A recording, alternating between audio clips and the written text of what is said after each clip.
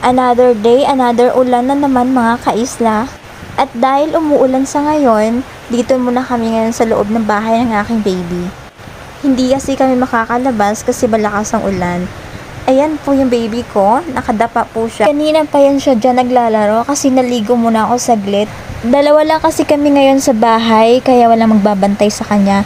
Kaya no choice, iniwanan ko siyang lalaro. Safe naman sa dyan kasi nasa playpen naman siya. Nung time na yan, iniwanan ko lang yung cellphone ko dyan sa tabi niya. So ayun, nagpapakyut talaga siya sa camera. Marunong na talaga siya magpakyut sa camera talaga. Kain mo na ako dyan saglit kasi sobrang gutom na ako. Pero nasa tabi niya naman ako. So ayun, habang kumakain ako, sinusulyap-sulyapan ko siya. Nakangiti talaga siya sa camera. At pagkatapos kong kumain, pinuntahan ko na agad siya. Hi, Kiyo! Hi, baby Kiyo! Are you okay? Huh?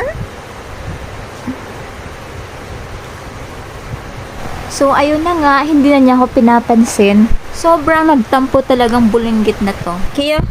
Halika dito. Dito. Dali. Dito. Punta ka dito.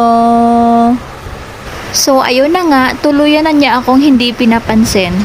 Hanggang dito lang muna. Babu!